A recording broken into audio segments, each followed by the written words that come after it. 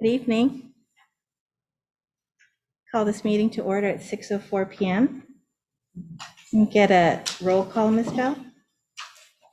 Good evening, everyone. Trustee Ojapinti, Here. Trustee Salahuddin, Here. Trustee Ian Garrett, Present. Vice President Lee, Here. President Tejada.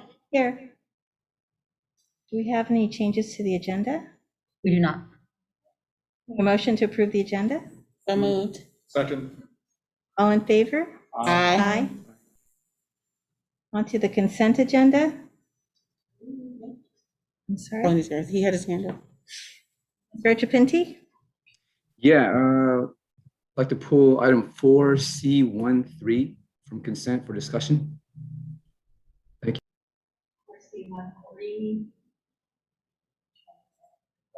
Change order. Demolition of portables. Okay, so do we have a motion to approve the agenda with that change? So moved. For the consent. I'm sorry, consent. consent agenda. Move to approve consent with that change. All in favor? Aye. Do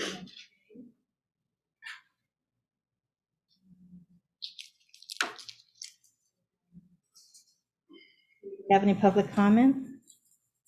Not that I know of today. The action items, why don't we go over that one item that we pulled, 4C13?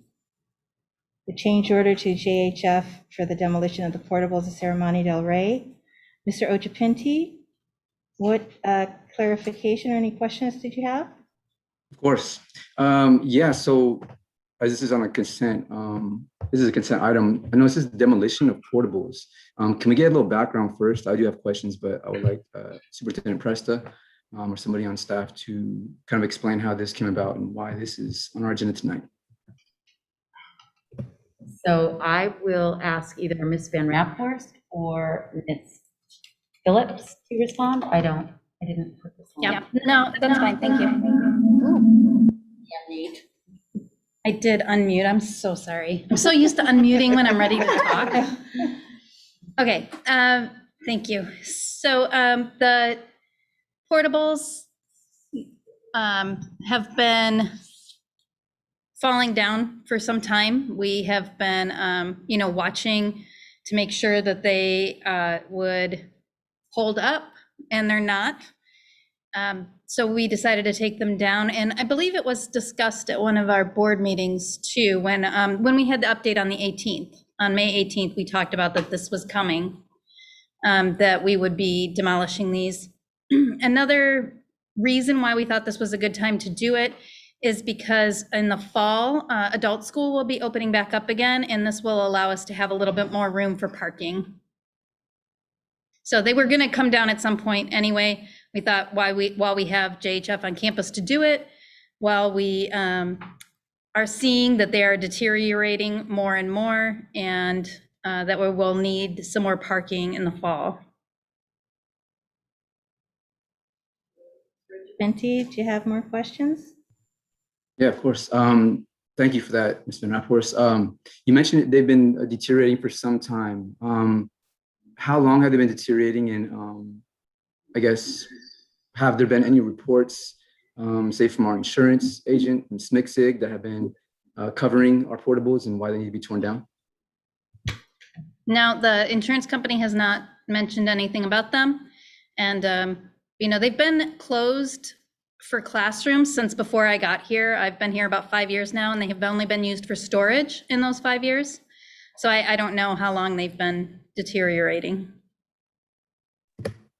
Got it. And thank you for noting too. I did bring it up too as well, because I noticed there was an insurance report written on the garden there, but not on the deteriorating portables, which are now being slated for demolition. So I would think that if insurance professionals were reviewing anything on our site, that they would be reviewing a deteriorating portable and building on our campus. So typically, Nick. Hold on, Trustee Saladin. I did not. Please don't interrupt. I'm asking the question. Oh, I'm sorry. I wasn't meaning. Excuse me. I'm I asking know, Ms. Rappaport. Thank Okay, you. I'm just saying, No, please, No, no, please do not interrupt me. I'm I'm actually just asking. apologizing. I'm just apologizing, just Okay. apologizing. Cool. Thank you. I appreciate the apology. So can you explain why the insurance agency never reviewed those portables if now they're being slated for demolition? And two, for how long have we considered closing those portables? I do So now, apologize. can I answer? Can I talk now? I was asking Ms. Van Rapport, but if you would Okay. like to answer as well after. Yeah. Yeah, so I'm gonna take this. So typically, you don't have insurance companies look at our areas that aren't in use. Do you ever remember a time where we had an insurance company look at something that wasn't in use? Are you asking me that question? Yeah. Yeah, well, she just mentioned that those have been used for storage, so they are in use. So, and they're Right, no, deteriorating. Right, but the insurance is about people and the use, the liability around being sued around people. And so that property isn't in use, people aren't using it. So that's, I know, we never had the insurance companies look at areas that aren't being readily used by people. The garden is being used by people, so that's the distinction, unless you know of another example of where we've had the insurance company look at an area that wasn't being used by people. Sure. Yeah, we, I believe, had modular containers full of e-waste or some other kind of waste on our campus in that area, actually. And Right. those are toxic. That can be toxic. There's an environmental impact. So of course you have to have insurance or somebody audit that area. So I'm just asking that question because we did have an insurance report on the garden, but not on deteriorating buildings. So I find that inconsistent. But I mean, Ms. Van Rapport, do you have anything to add? I would just say that the insurance company doesn't look at every area every year. And that if we, would like to get more information from the insurance company, I can send them specific questions. Yeah, actually, before we demolish entire buildings and whatnot, I would ask for an investigation into the environmental impact those buildings have currently and what they've done so far. It sounds like they need to be demolished. Walking past myself as a teacher, I think an average person walking by, it's clear to see that they're in disrepair, right? They're not something that I would encourage maybe our students, or our staff, participating in, unless they were renovated somehow. But if there's no other educational use they're being used for, then I agree that they should be demolished. But I feel like we should have a process for that. I guess that impact the environment, having maybe insurance look at those buildings and report on that before we do anything would be important. Can we do that? What is the purpose? Yeah, may I ask a clarifying question? I guess I'm not, is that okay? Yes. Sorry.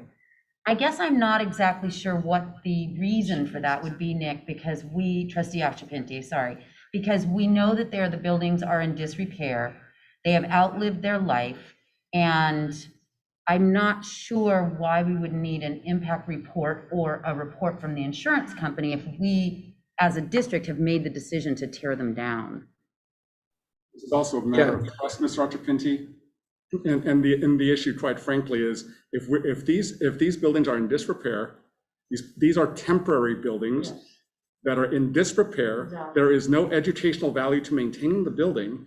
Then we need to get rid of them. Especially when you listen to what Ms. Van Rapport's just said about the need for this additional space for parking next year. So, as far as I'm concerned, I'm really good with this.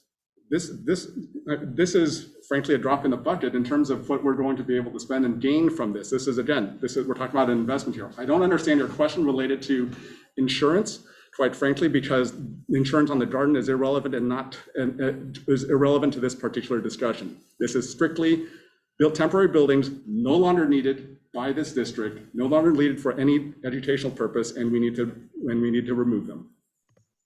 I hear you're saying, Vice President Lee and Superintendent Press, thank you for your comments. I will say, and Trustee Saladin, of course, as well. I will say one, if we need parking, then we need a process before you clear out the area for parking. I'm not asking for an environmental impact report. That's separate. That's part of CEQA. That's part of a larger process.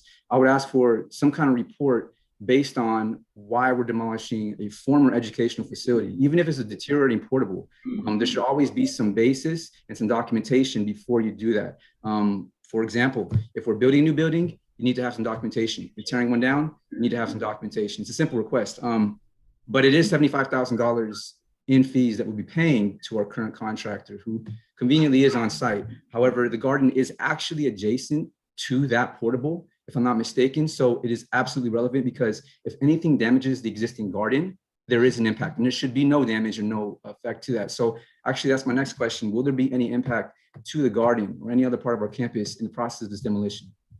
One, the shipping container that is in the garden will be removed as part of this cleanup of our campus. Yes. Okay, so this is Okay. an action item. And well, excuse me, I understand this action item. Before I finish, I still have a little to discuss. Thank you, Ms. Van Rapport.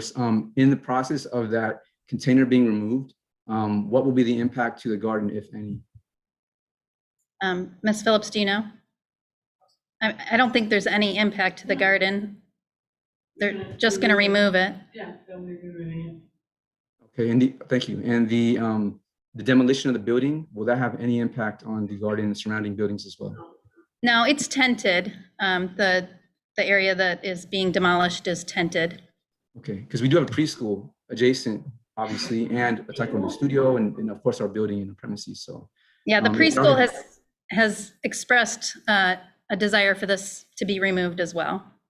And Okay. just, because I was in the meeting with the preschool as part of the subcommittee, they repeatedly asked for us this to be removed. And they talked about how it poses danger and issues with critters and with the kids playing around in that area, that this is actually problematic for them. And so they've expressed the need to have it removed for a long time now.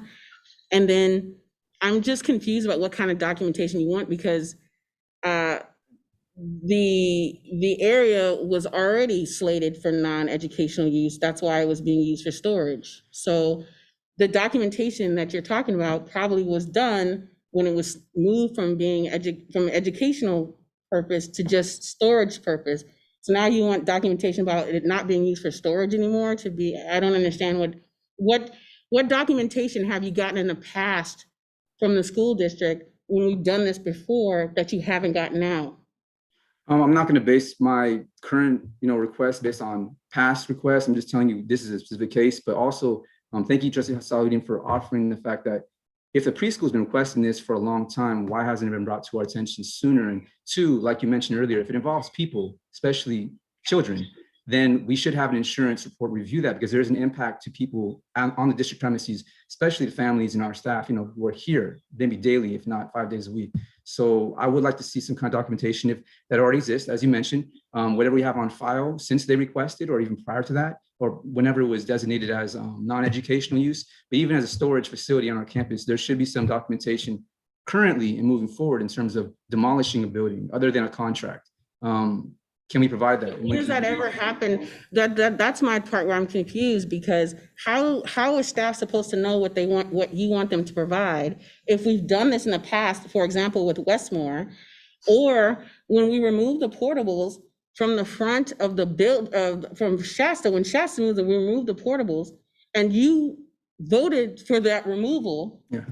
You didn't ask for, I need documentation about why we're removing portables that were formerly used for educational space.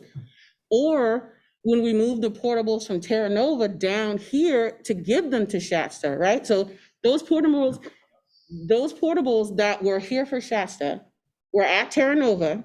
You voted for that. You didn't ask for documentation about how are we, and all this. You didn't ask for that documentation. So to me, you're talking about being consistent. You're also not being consistent, because you're not. True. So how is staff? Well, did you ask for documentation about the removal of the portables when we moved them from Terra Nova? No, because that was the documentation. We had an extensive negotiation process by which those portables were to be some at Shasta High School in the interim before their building was built. That was the documentation. It was a process. It was a contract negotiation, and it was fully detailed in our discussions. And so that is the documentation. It was not it was not part of the Yes, it negotiation. was. We can pull up the contract. We can pull I all can show you documentation. I can show you offline. I'm not here to argue. I'm here to ask for some kind of just documentation in terms of the process that we're taking in getting rid of a building. Demolishing a building is hard work, and it's can be dangerous as well. Okay, so I will say that you constantly asked to not be interrupted, and I had not finished my comment, and you did interrupt me. So I'm like, go ahead. So what I'm saying is I was part of those negotiations. We did not negotiate the portables with Shasta in part of the negotiations. We negotiated the land. After negotiations were over, they asked us for the portables and we said, okay, but you know, that's just clarification. I can pull up those if you want to see them offline. But I'm just, I mean, the staff is already over. The reason why I bring this up is that staff is already stretched really thin. This is just knocking down something that nobody wants here, that we need space for parking. So I don't know why you're making everybody jump through so many hoops.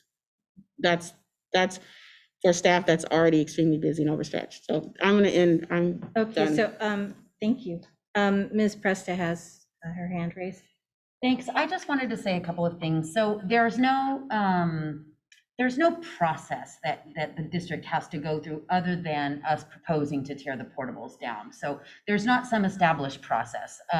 You know, we can write a few paragraphs and make a recommendation to tear the portables down and then give a contract for that. But that's basically it. There's, I don't know, the end date. So when school districts build portables, there's always a lifetime date that actually it's a portable. So by definition, there's an end of life date. Ms. Phillips, do you happen to know when these portables end of life date is? This is completely, we're not supposed to give surprises in board meetings, and I know that, so I'm putting you on the spot, and it's okay if you don't know. But do you happen to know when the end of life date is on those portables? It's been told to me that the max is normally about 20 years. 20 years. I mean, and that's really stretching it with something that's been maintained. Okay, so, and how long ago were they built, do you think? Those? In the 70s? I mean, has it Oh, been? those were, yeah, it's my understanding that they were from the 70s. Okay, so in my former district, we actually were going to get in trouble from the state because we hadn't torn some portables down. So we had to end up doing them very quickly because we had not been aware of the end date. So we can certainly do this legwork and find this stuff out, but I think that the fact of the matter is, having reports done by the insurance company, I'm not sure what our goal, I don't see a reason to do that if we know that we want to tear them down. The insurance company does, as Ms. Van Raphorst shared, they do inspections on our school sites, and they, you know, rotate and do different inspections at different times. They don't happen to have, didn't happen to inspect them. But I guess I'm not sure what our goal is in that. And there's no documentation there that exists to, you know, that is just an existing file on that building. So Trustee Achapinti, if you would like us to write up our reasoning and put it down in writing, you know, that's one thing. But really, that's kind of all that you know, we would really need to do, because it's not in use any longer. So at any rate, I feel I'm just sort of rambling at this point. No, that's okay. So normally the staff makes a recommendation and we vote on it. So I'm going to put this to a vote. Does have his Excuse hand me, up. President Tejada, I have my hand up. Thank you, Okay. Trustee Acevedo. Yeah, I would appreciate it if we just made sure everybody had a chance to discuss this a little bit. I would encourage other trustees to speak up as well, if you have any input, any other staff. This is not important just because it's a singular issue to me. I do see inconsistencies in the processing of certain things in our development. This is the Serramonte Del Rey site development where we have faculty and staff housing project just on the other side of the building. And so every little thing that we're doing on this campus, including the final, finalization of some, their high school, Shasta's high school here, that was a major process. So when we're doing any kind of change, these are important things, and they do require some kind of documentation. I will request that SMCSIG offer a report on this. If they are declining, I would like to know the reasoning for declining a report on demolishing these buildings, especially since they did a report on the garden adjacent to these portables. So I would imagine they have an opinion and some kind of informed opinion. But I would like to see that report at the very least. Maybe that can be part of our process as we move forward, because there's a lot of development on this site that should be documented. And so in the interest of public information, Superintendent Presta, to answer your question, why, I think in the interest of transparency, in consistency with the rest of our development on this site, especially in that part of our site where there's been a lot of contention, there should be some follow-up. So I'm asking that officially. Thank you. Ms. Van Raphorst? I just wanted to mention that this topic has been in the weekly update and brought to the board multiple times before this agreement. And I just would have appreciated a heads up prior to scheduling the work that there was some concern. He's also complained about it, then I can go back and. No, I know. So may I ask a question, Trustee Achapinti? You're asking for a report from SMCSIG, and what are we asking for in that report? Whether they will continue to insure it? I would like to ask them to do the same kind of evaluation, the same extent of detail that they did on the garden. And I'd like to see that report based on the portables that we have there and the surrounding area that will be affected by the demolition. The demolition, in fact, is a serious process. There's already a hood around the building. Last time I visited, I didn't see that there, but I did see various, issues that we discussed here at board meetings. And to answer Ms. Van Rapport's concern as well, this is the first time this has been brought up to a public board meeting. So when I discuss these things, it's not out of disrespect for people's time or energy. It's out of respect for the public, so we can have a discussion about it as a board, because it is board business.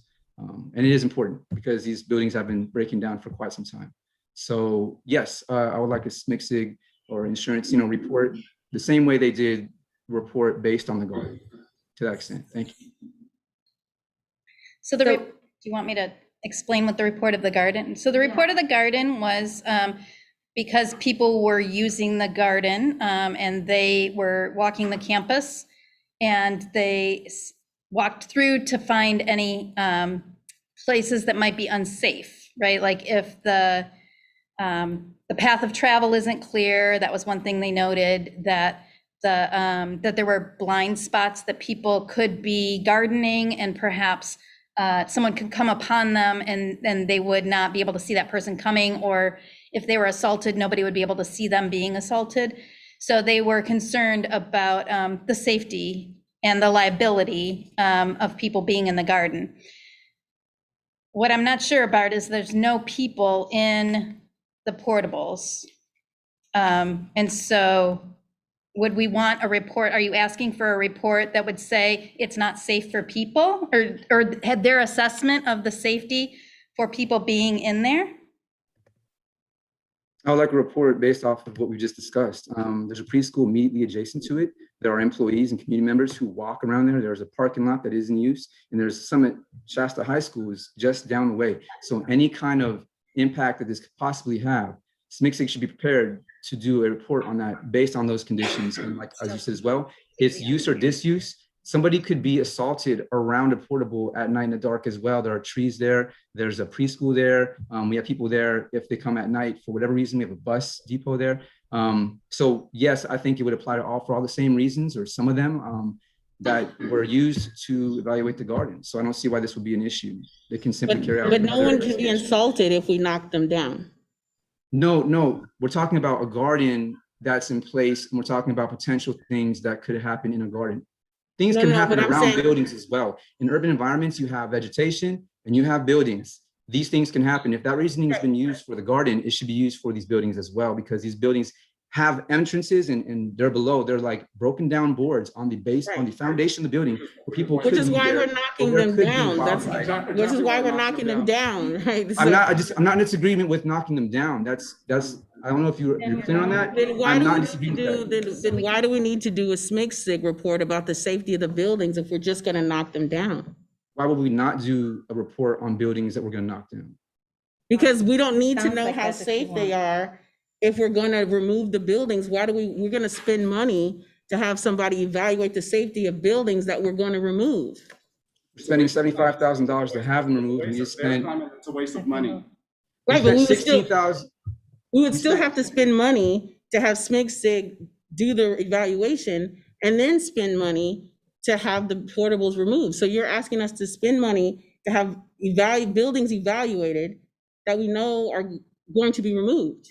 So the question was originally, why wasn't it done before? And my request stands because we do have buildings on the site that were educational facilities, and they can still be a hazard as they are there. And we could even have, other things around there that could be a hazard. I've seen them myself. So I would like that report and documentation because it's a matter of public information at a very basic level. And if you're fighting that as a public trustee, I'm wondering why your interest is in not documenting that. So I would ask that we all understand why it's important to document when you tear a building down in an urban environment. This is basic procedure. If we don't have SMCSIG do it, we should have another agency do it. And I will request that officially again. If you have another question about that, please explain to me why you do not want to document the tearing down of a former educational facility next to it. It's been documented in this, in the agenda right now. Right. This is what the contract says.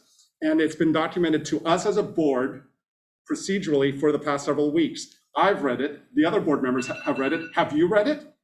So with that, I move that we approve this change order. Item 4C13. Excuse me, before we end this item, I'm still requesting a response from our administration, Superintendent Presta. Who will be investigating these buildings before they are torn down? I would like a full report. Who will be doing that? Is the board directing? No, the board is no, not. the board is You not can't directing. request a full report. It has to be a board agreement decision. to move forward or direct staff. Right. But for the record, is the rest of the board refusing to investigate the building and do a report based on that? The Yes. board does not Yes. find the need to do such a report. Just remember, this is for the public record, because Okay. moving forward, there are a lot of development on this You site have that to will move request forward now. documentation. You have to move forward now. There's a motion on the floor to approve the change order. Second. All in favor? Aye. Aye. Thank you. Now on to action items. 6A1, approval of tentative agreement with Teamsters Local 856. Good evening, President Tejada, members of the board. This tentative agreement is a one-year agreement. It provides for an ongoing 2% salary increase retroactive to July 1st, 2020, which is the same as what was agreed to for the rest of the bargaining units on May 11th, 2021. It also includes an increase to health benefit premiums of $136 per month for eligible employees effective July 1st, 2021. We have a motion to approve. Move to approve. Second. All in favor? Aye. Aye.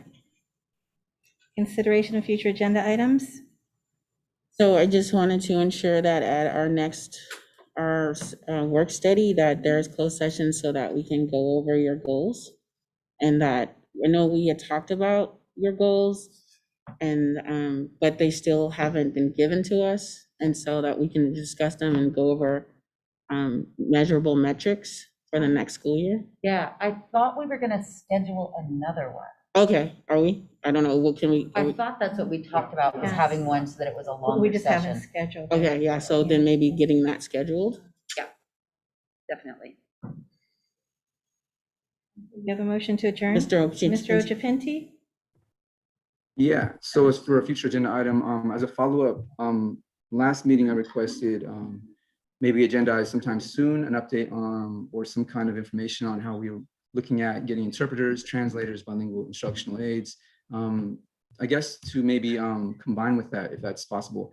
Just a larger report, a report on communications and where we are with that. I know our communications director recently left, April Hawkins, of course, but where we are in terms of public process after June 15th, how we're going to be navigating our meetings through Zoom to make sure that we're in line with state and local guidance on that, health orders, and of course, just in terms of civic engagement. So I think that would be important. It'd be And helpful maybe if you were here for that conversation. I am always here for this conversation. What are you referring to, Trustee Salahuddin? So may I clarify, Trustee Achapinti, What are you what you talking are about? requesting? Wait, So- first I want to answer Trustee Salahuddin. What are you referring to? That if you were in person for those conversations, it would be helpful. I'm here right now, like the public would be. And this is the current public health order. June 15th is reopening. And we haven't taken action. This is a board, so I'm So, right. requesting. So you plan to join us So you're on June planning on 15th, joining us because June 15th is For the real. work study on the 19th, right? Right. Hold up, this is a discussion. We have a meeting next week, right? So we can discuss this at the next regular board meeting because there have been board meetings where these meetings aren't even posted to YouTube for public viewing. So I'm concerned because if I'm attending in person, there has been no guarantee that we'll be continuing in YouTube and Zoom. We didn't finish that conversation last time. So, So the meeting that you're referring to, we never post work studies to YouTube. We've never, ever in the history of the district posted work studies to YouTube. That's the whole purpose of a work study, is so that you can have a more intimate discussion with your board. That's the distinction between a board meeting, which is fully open to the public, agendized, and broadcast live, versus a work study, which is a meeting that's kind of offset, that's singular in topic, still open to the public if they want to attend. But I don't know any municipality in San Mateo County that publicly posts their work studies. So, Justice Saludin, one, I'm just raising a future agenda item. I'm not here to argue about anything. I didn't refer to any specific meetings, but those meetings that we haven't posted, I believe if we have a recording, it should be posted for at least posterity so the community can engage in it. I am on the Race and Equity Committee. I did request to you personally, actually, you just responded to me being on the meeting saying it would be recorded, yet it wasn't. Apparently, people were saying now it wasn't recorded. I don't know where it is or if it is recorded, and if it is not, I think it's a loss because a lot of people attended that meeting. So in terms of communications for future reference, because I can't change the past, right? I don't have control over those things. If we can have a policy set for how we're recording meetings, how we are allowing the public to participate, how they can be at meetings virtually if they do not want to or cannot attend in person. These are all relevant issues right now, like you said, around June 15th reopening. So before we resume in-person meetings, we should be clear on the policy and where we're going as a board in line with state and local policy. So I'd like to have that on the agenda meeting at the next regular meeting before we make any actions on that, because we haven't decided anything. So here, Ms. Presta? So that is actually, Trustee Achapinti, an item already that I've discussed with President Tejada to have on the June 15th meeting. We will be discussing how we're conducting the meetings moving forward. So we've already got that on there. I'm with you, that will be there. What I have clarification questions on are these other items that you want to talk about. So you said you wanted an update on communications. And what are you looking for with that exactly? As you said, we have posted the position, we have interviewed for the position, and we had conducted second interviews today. So we're very close to hiring that person. But I guess if you want reports, we're very happy to give them. I just want more information on what it is that you're looking for. So on that one, and then number two, you said you wanted an update on hiring translators. Can you tell more about that? Yeah, I mean, it's one thing to recommend that we have it. It's another thing I think we haven't had for a long time. A lot of districts do have interpreters, bilingual, multilingual, and even just in terms of how we're looking at communications within our district as a whole. As a teacher, I see a lot of times that our educators will struggle if they're working with English language learners or students who are learning English who may speak other languages but don't have the same access to that level of education. That said, in terms of access to our public meetings and to engage in the civic engagement process, that to me is important. And so I think with respect to what is our vision moving forward through COVID and through a year plus of virtual meetings, how are we going to ensure public access for our entire community, especially a community as diverse as ours, and a district community as diverse as ours? And so you're asking, so I'm sorry, just to be clear, you're asking, I share your concern and of course want to be very transparent, but you're asking for that we have translators for board meetings, or what exactly is it that you're proposing? I guess at a minimum, yes. Translators and interpreters for board meetings. And I mean, consideration of that in line with the larger scope of our work, I think in terms of as a board, as a district, as educators, to consider those things for our classrooms, but at the very least for these board meetings, so that they're accessible by our entire public. Yeah. I agree. I agree with Trustee Achapinti. I think that's something we should definitely discuss. Mm-hmm. And that could be part of the meeting on the 15th, that we discuss. Because I think the meeting on the 15th, because part of the problem is that you bring up it's a lot of stuff, but I think to drill down on just the one topic of moving forward as a board post-COVID, we all agree that we want to continue Zoom because we have greater participation in Zoom for public to kind of participate, not the board. Like the board is also in person, but I think that, or not maybe we all agree, but I'm wondering, like, is there a way that we can keep this so that if people in the public don't want to come in person, but just want to pop in and be a comment via Zoom, that they can do that. So I think that's what the 15th is, That's we're what gonna the discuss on the 15th is gonna be. 15th. That's what I'm saying. And so part of that discussion could be like Accessibility. accessibility of Translation and- translation, because it's really easy to provide translation via Zoom, Yes. to have a translator pop in via Zoom and have that channel.